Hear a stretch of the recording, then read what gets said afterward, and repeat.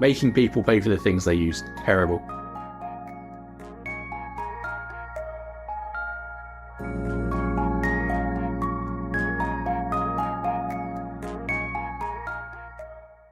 Hello, and welcome to the latest episode of Marketers of the Universe.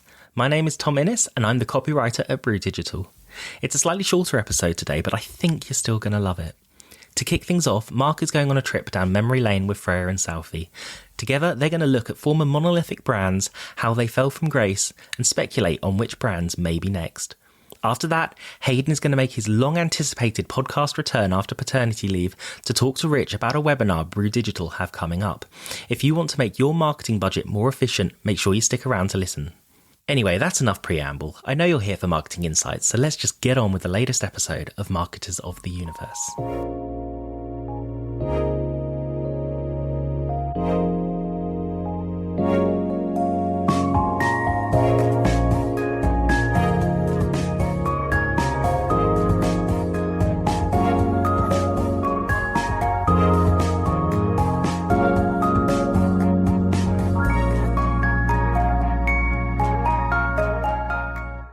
Okay, hands up if you're old enough to remember Blockbuster. Truly, what a time to be alive. Anyway, let's hand over to Mark, Saufi and Freya to talk about some other former giants.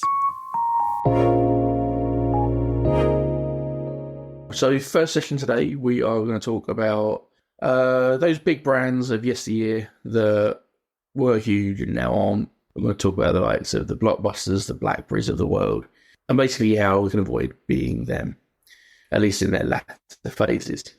So, Freya, I'll start with you. Have you got like a favourite lost brand or kind of fallen brand?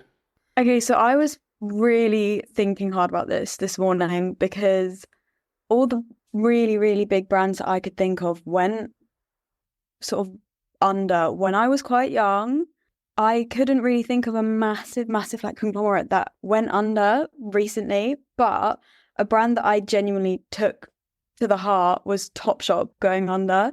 When Topshop went under, that crushed me. I loved Topshop, and as someone who shops on the high street, I genuinely thought it would never go under. And then my local Topshop was one of the first to go under, and yeah, that hit me hard. That hurt, but it's fine. Really? I can shop them on ASOS now, so it's all good. It's a real emotional connection to the actual physical store. I did. My local shopping centre has 3 shops: a New Look, a H&M, and a Topshop. And it has now still, probably like 6 or 7 years later, only got a New Look and a H&M, nothing else. Saufi, how about you? Any kind of favourite fallen behemoth? Well, the brand I could really think of for this topic, they're not like really fallen. Like teaser for the next question, they're still around and actually doing better, but they did have their flop era. So they definitely flopped for a bit. And funnily, it's like Abercrombie and Fitch, because I remember it was kind of big, in the 2000s, early 2010s and all. So I was from Malaysia, not like really like have much access to it. So when I first went to the United States, I was kind of like a teenager, excited to be a part of the Abercrombie. Like, yeah, finally got a t-shirt and all. But I remember how funny it was. It was like, maybe just only my freshman year. It was kind of the last year it was cool. And then starting like 2015 onward, they're just kind of flopping so hard up to the point, I think, towards the end of like the 2010s, they're just, like losses and all. But they are still here. So we'll discuss that in our next question. No, that's a great thing to bring up. Sometimes just because they flop doesn't mean they die. There are people like Abercrombie who struggled, but then they're still around, they're still existing. Nokia, I think, is probably a good example of that as well. So it got bought out by Windows, got bought out by Microsoft for the Windows phones, which I was an avid user of and bitterly disappointed when they died. But it has been resurrected as Nokia in its own right again. So yeah, Saufi, can you talk to me about Abercrombie then? What kind of do you think caused this dip, and then how are they meant to save themselves? I think essentially with Abercrombie, it's just because I think they don't. If you ask me, it's kind of up to like their leadership back then. I would say they're too comfortable thinking that, oh, we have the market share, we are the coolest brand and so on. They don't realize like the consumer kind of like shifted, like, our mindset. our kind of preference and all. So being sometimes companies can have that mentality that we are too big to fail. And I think that's what happened with Abercrombie back then. They do think they are such a cool brand that no, we're not going to fail, but as what we see due to all the controversial, I believe it was their former CEO, talking a lot like fat shaming, just really just a lot, just a quick Google, like the things that he said, just really terrible publicity. And then people kind of like preference for the customer to kind of, we want things that actually fit properly and not just rely on logo. We don't just want to see like shirtless model. Like, is that all that they have to offer at that time? So I think that what leads to their downfall really. But I would say like based on like what I've seen so far on like TikTok or like YouTube at all on how they kind of make a comeback, I like how they shift it back. Like no matter how much marketing budget you have, like no matter how much shocking your marketing idea is, at the end of the day, you have to listen to your customer. So doesn't matter what's the trick you're going to pull, but understanding what the customer actually wants will kind of save you. And essentially that what saved Abercrombie. Like they know like nobody wants to go to like a dim like lit store anymore. Nobody cares so much about super big logo on your t-shirt and all anymore. So for them to kind of slowly change their design and then realizing that now customer are really focused on quality instead of just, I want to be cool and all. So they slowly improve on their quality and all instead of just being an overpriced cool brand. I think that what essentially saved them. And after all, now it's not so much about them being a cool brand. I do think it's interesting that their marketing now is they know they were kind of big with like the teenagers, young adults back then. So they don't target the Gen Zs now because they know Gen Zs don't care about them so much. So they target the younger millennials and all, but the younger millennials who are like working now, So I like how they know like, you know what, we have a safe target market. We just have to kind of shift like the way we approach them compared to the past. So, and I think that's how they are still surviving. Knowing your audience and moving with it, I think what's really key we can bring out there to how to come back, making sure you're aware of your audience, because something we've said on many of our podcast episodes, make sure you know who it is you're trying to sell to. Freya, how about you? Anything you kind of want to bring out from like any other brands that have maybe not your favourites? Because you said you was quite young when a lot of the big brands went under. Any that you kind of like favourite stories or anything that have come out of it? Well, kind of just following on with what Saufi said, I think that area of shopping as a whole flopped for a bit. Like Abercrombie, Hollister, Jack Wills, all of those brands all went through their sort of flop era at the same sort of time. And now they're all coming back by doing these big brand trips and really listening to their customers. I think the only brand in that sort of genre that really didn't have the flop era was Brandy Melville, but I'm not even going to get into Brandy Melville because I could talk about Brandy for way too long. But with Topshop, I think it sort of lost its allure when brands such as Boohoo and ASOS started to come online, and Topshop just couldn't handle the speed at which they needed to operate. The accountancy cloud broke down Topshop's demise really well, actually, and they described the fall of Topshop as being customers now wanting cheap, bang-on trend fashion, and Topshop just couldn't deliver. I also think COVID really accelerated Topshop's demise massively, especially as their customer target audience was moving online, and they just moved online even quicker, and they just couldn't keep up. We've kind of gone into a space now where it seems to be fashion brands are big victims today, those that are struggling and some are surviving.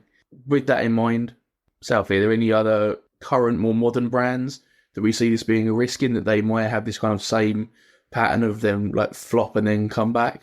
I wouldn't say they are flopping. They are so big that I can't even call them flopping right now. But I think like a quick research, like through internet and all, we kind of started seeing people, I wouldn't say like criticizing, but just kind of mentioning how Google is kind of lacking now when it comes to like innovation, because they are so big that it takes time for them, especially, for example, like their AI development and all. They're kind of behind because the whole thing is just super, super fast. And then we like how TikTok becoming like for the younger generation, like a search engine and all, they haven't really fully figured out their YouTube short situation, So I would say if Google doesn't really act fast, they might. Like, they're not gonna like lose all their customer within next week for sure, because they're so big. But if nothing's being done in 1, 2, 3 years, I'm not surprised, because as I see, like, for example, like, maybe it's just me, maybe I should do like more reading and all, but there are just like a tons of really AI company, like for example, like Nvidia. I feel like we've all like seen it a lot over internet. Like, it's just like kind of company that you don't really hear a lot, and suddenly boom, like everybody knows about it. They make so much money, and also really no company is really too big to fail. And as you mentioned before, like we remember Yahoo. Like, I had a Yahoo email. I was not that young, so I had a moment to have a Yahoo email. And then what happened? Like, like I can't even remember when was the last time I even opened Yahoo. So yeah, so I would say for now, Google, I would say if they don't do anything significant in the next like 5 years, maybe they will enter their flop era, because things are moving super fast with AI. So they gotta catch up no matter how big they are. They got to do something within the next few years, or else someone else will kind of replace that. Maybe wouldn't totally replace them as a whole because they are so big. But as we know, in terms of the video platform, TikTok kind of took over them already in certain, like, market segments. So if they don't do anything about it, maybe people wouldn't think about like YouTube at all as a part of Google for video. People will just go to TikTok. So I would say my answer, Google for now. That's interesting. Like you say, brands too big to fail. Google, Alphabet is, I suppose there isn't many bigger brands on the planet now. There's a similar thing going on in America with Boeing. The aircraft manufacturers obviously had a whole slew of safety concerns, and are they too big to fail because they supply a lot of the US government and things, and is there a need globally for them in terms of their jobs and the aircraft they provide? Can there be brands that are too big to be allowed to fail? And yeah, Google will be a really interesting case study in that as other people come through. And just tacking AI onto the end of something doesn't have the same value as it did last year. Freya, anything for you? Any other brands, big or small, that you think might be at risk, that they've hit their peak and they're on their way down? That, first off, that Boeing thing is crazy. Like, everything going wrong with Boeing. They need some great PR and some very good marketing if they're going to turn everything back around. And I have to agree with Google. I don't necessarily see Google going anywhere soon, but I think something needs to change, because Instagram and TikTok definitely are being used more and more as search engines, and YouTube is being used less and less. As a whole, I could not tell you a single person I know that watches YouTube Shorts, because why would you when you have TikTok and Instagram? And even my friends who don't have TikTok, they have Instagram, so they have no need for YouTube Shorts. And the same with searching for things.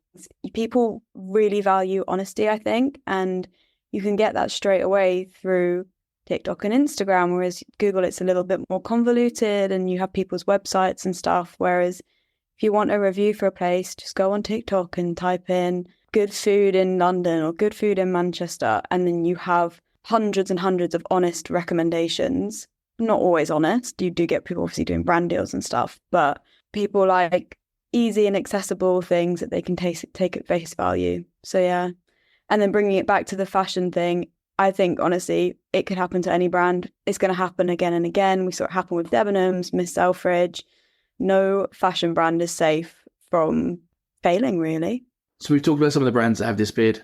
So we've mentioned the likes of the Blockbusters, Nokias, Yahoos. Anyone that we're glad's gone? Is there anyone that, they just deserved to fail? Freya? Yeah, I don't really have anything that I think I'm happy it failed. Forever 21, I don't miss.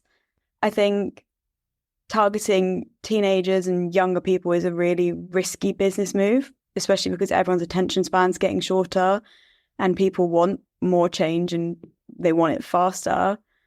But I don't have anything that I'm happy to see gone, really.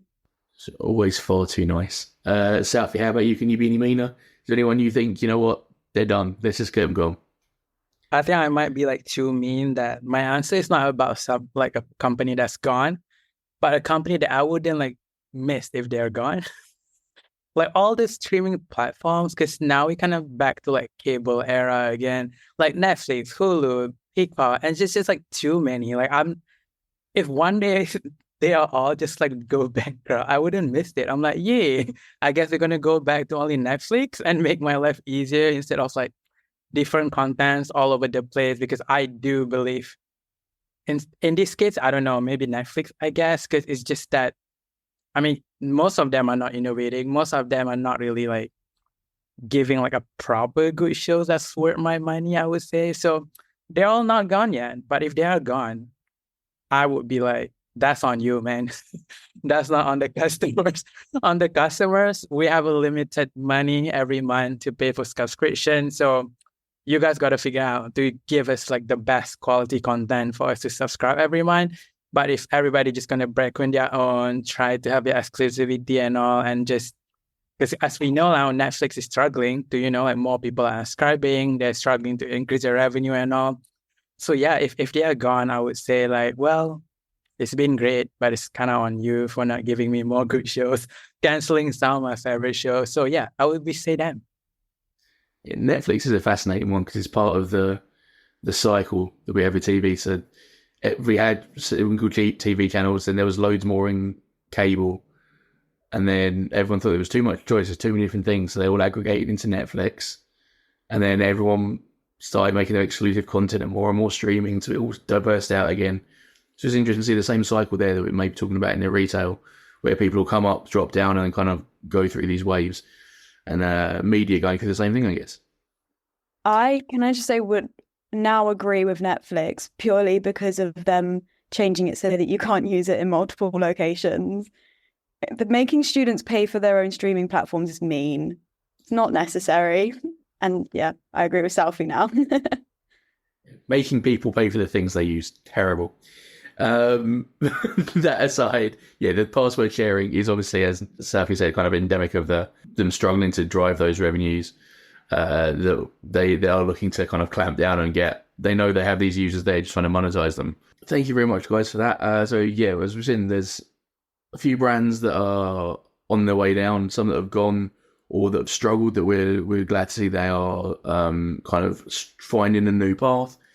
And yeah, it'd be interesting to see if any of these big giants do go down the pan in the future.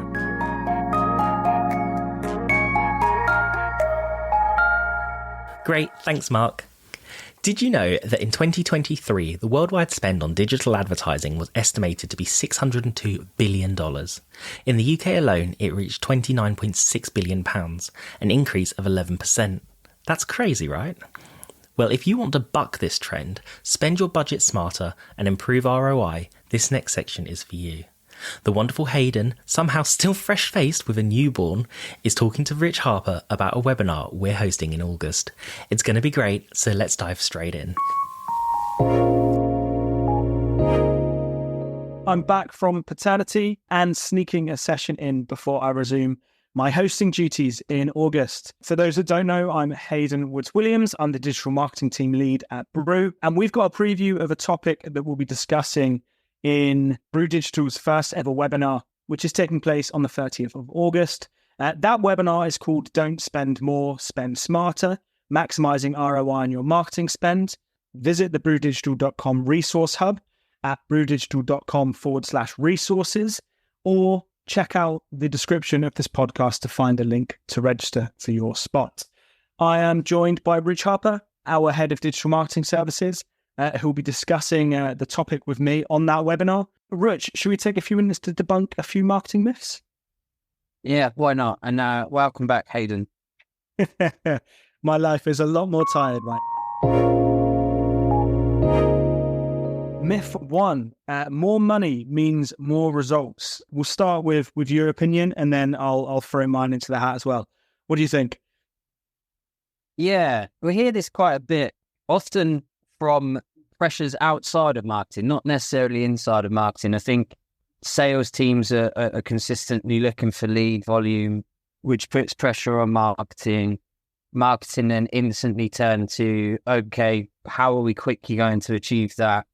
If we pump more money into ad spend, we're going to get more impressions, which is going to result in more clicks, which hopefully will result in more conversions. It's wrong to assume that by spending more money, you are going to get proportionally more conversions. We've seen, I've looked into some research in the past, and actually when you kind of look, the proportionate result of spending more money, it actually kind of starts to, the performance starts to dip from a marketing perspective in the sense of what sales are looking for. I think it's about making sure that you align with them, those metrics. You know, ultimately sales are looking for revenue and for that closed won business. Marketing are looking for leads. And we've talked about this many a times. It's having that misalignment. The marketing just give you 200 leads, but 75% of them are really poor quality, or do they give you 100 leads and 75% of them are of a better quality, in which case sales have got that more chance of getting that conversion. So yeah, from a myth perspective, my opinion is that marketing doesn't need more budget to hit those numbers. What they really need to do is make sure that they're aligned with the sales team in terms of what pipeline generation looks like, what that revenue target looks like, and then make sure that their existing spend is working 2-3 times harder than it needs to kind of hit those KPIs. And that is only going to happen through smart strategy, being focused and disciplined with your execution, and not just splashing more cash. I think there's a really fine line. I think there is the point where if you don't have enough marketing budget, you're going to go on to any of the paid platforms, be it Google, LinkedIn, Reddit, Meta, and ultimately not be able to afford your audience if you're using paid ads, or you're not going to be able to bring in the expertise when it comes to, you know, SEO. You're not going to afford tooling. So I think on that side, you know, more money is going to give you more results. But I think a lot of the time we focus on spending money in the wrong place. So I think, you know, we've kind of spoken about it here, where we can just scale up what we're spending on Google, or scale up what we're spending on LinkedIn, or, you know, just chuck more money at a social media agency. I think the one thing across all of these marketing channels that is going to be the best place to invest your money is always going to be content. And that doesn't mean spending thousands of pounds going to hire a studio and having a round table. That is spending time on having people who have worked on the strategy, be it in your own team or working with an agency, and building content that is reflective of your brand values, that sells that you are an expert, that builds trust with your audience. And if that's where you're putting the money, actually, when it comes to spending money using an agency for social media, on SEO, paid media, through email, everything is going to perform better because your content is of a higher quality and is therefore going to be more attractive to your target audience. I'm just going to touch on your point there, because, you know, if you're a big enterprise level B2B business, then yeah, you probably are going to have substantial marketing budgets. But sometimes when we work with those kind of SME level businesses, it's actually what puts them off is they don't have an endless pot of money that they can keep going into to go, well, we're not hitting numbers. And I regularly hear them, you know, getting the advice, wow, it's because you don't spend enough. And let's be fair, some of the platforms, we've got clients that spend hundreds of thousands of pounds a year. We've got some that spend thousands of pounds a year. It doesn't matter. When you go to some of these platforms, Meta, LinkedIn, as good as the reps are, a lot of the time the advice we get is you need to spend more money, because it actually puts smaller businesses off, and it gives marketing a bad name. And the reality is, whatever budget you have, you just need to use it wisely. So like touching on your point, don't just go out if you've got £1,000 a month and chuck it on Google ads and expect it to just work if you haven't put the investment in to, like you say, your content. And that goes with any channel. Don't go and invest in a social media agency and get them to push stuff out on a daily basis and expect it to work if the content that's being pushed out is very samey. It's not driving traffic or driving those kind of eyes on your brand. Those are the things where people don't have a solid strategy and haven't put a plan in place. When it does come to it, they're just told, spend more money because this isn't working. Oh, if you spend more, you'll get more impressions, you'll get more eyes on this. Mm-hmm. When in actual fact, some of the most successful brands, smaller brands, startup, challenger brands, what they do very well is manage that kind of brand building on a smaller scale, sometimes competing with much larger brands. Mm-hmm.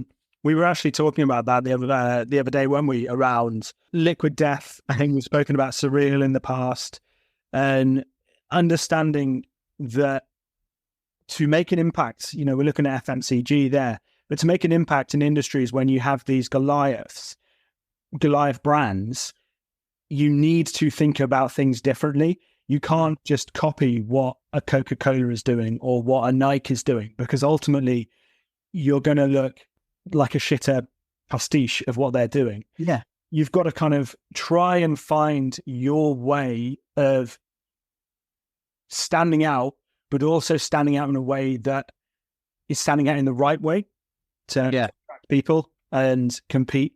And I know we spoke a little bit about Mark Ritzen's article in that conversation as well, where he basically says about how, we can look at the success of someone like Liquid Death, but actually, in comparison to Evian or Coca-Cola, they are a tiny, tiny splash in the ocean. But across any industry, there's going to be the big players and there's going to be challenger brands. And if there aren't challenger brands, then the big players are just going to get stale. And it's your job as a smaller brand, a growing brand, to really kind of push the boundaries. And you've got so much more freedom to do that as well. Yeah. And I think what he was saying in that article was, that Liquid Death is the current fad and that the brand is only popular within marketing circles because they're really clever. They've taken on the big Evians and Coca-Colas of the world, and they've done it because they've come out with cool branding. There's some truth in what that article was saying, but also I think it should be lauded that a small brand has managed to enter a space that is basically driven by the big players, and they were never ever going to compete with Coca-Cola on a money scale because they won't. So what they have done is, instead of going to distribute in supermarkets and put their product next to all of the big guys in the fridge, and yes, their can is different. It's not a bland water bottle with mountains on it like every other water brand, but they haven't chosen to go down that route. What they've chosen to do is come up with a cool package for their product. At the end of the day, it's still water in a can. It probably tastes the same as any other water from a bottle, but they've gone about it in a different way. They've gone to places like festivals, bars, nightclubs, and they've offered it as a healthy alternative. And people think people look cool because they're drinking essentially looks like an energy drink or, an alcoholic beverage because of the packaging, but they're drinking water. So they've audience in a different place where the other guys are not playing as hard because they knew they couldn't compete. They're not going to compete with them in out-home advertising and on the store shelves. So they've gone somewhere else. And that's what you can do if you have a smaller budget, is just think about it sensibly. How can you make that budget go further? Don't try and compete against people that basically are going to, outspend you with ease. Mm-hmm. Well done on tying that back to our myth, because I think we were very close to going on a massive tangent there, but that is fine. I think if we're going to look at that misconception, more money means more results, and you've kind of summed up there a little bit. Is there kind of a tip that you think someone can go away today and do? I'm particularly thinking about those growing brands in, B2B spaces where you can't be as sexy as Liquid Death or as cheeky and fun as Surreal, which, in an FMCG market is a little bit easier. I know this is to be a point. I slightly disagree. I think you can, in B2B space, be more creative. Yeah. So actually, I am going to say, against what you just said, maybe this is a point to take away. If you don't have huge budgets, get more creative. Don't follow the bigger players that are doing stuff and try and copy and paste what they're doing. because it won't work. You'll end up drowning. So a bit like Liquid Death, take lessons away from that marketplace. If you're a smaller brand, think about where your audience are, that the other players may be not so prevalent, and get creative with your messaging. We talked about Liquid Death. Let's just stay on that for the minute. If they went out with a bland bottle with mountains, selling more water, would they have been as successful? Don't think so. Mm-hmm. And that, I think, is a lesson that we can take across the B2B land. There's always going to be a competitor that's bigger than you, that has more money than you. So don't think because they may be number one in the market that you need to replicate what they're doing. Really think about your own brand. And to your point earlier about content, really kind of hone down on what your content is, what your tone of voice is, what your values are as a brand. And then drive that out in your messaging in the most creative, efficient way you can for the marketing budget that you have. I'm going to build on that a little bit more. You mentioned doing that for your brand and being creative for your brand. Do it for your product as well. Work with your product teams and make sure that the product matches that kind of sense of creativity that you have in your brand. I think on top of that, one thing that I would say when it comes to budget in particular is try and test things. And I know testing gets thrown around all the time. You don't have to do really complex testing. Just try different ways of doing things, see what resonates with your audience, and then start thinking about putting your money behind that. Don't go all in blind. Kind of test lots of different things, choose what works, and crack down on that. We do probably have to wrap it up there. Were we going to get some more myths in that kind of quick, 5 to 10 minute section? Probably should have done, but we didn't. If you are interested in hearing us debunk some more of those marketing myths and talk about how you can maximize ROI on your marketing spend, do look in the description section of this podcast and register for our webinar, Don't Spend More, Spend Smarter, Maximizing ROI on Your Marketing Spend, which is taking place on the 30th of August at 3 p.m. British Summer Time.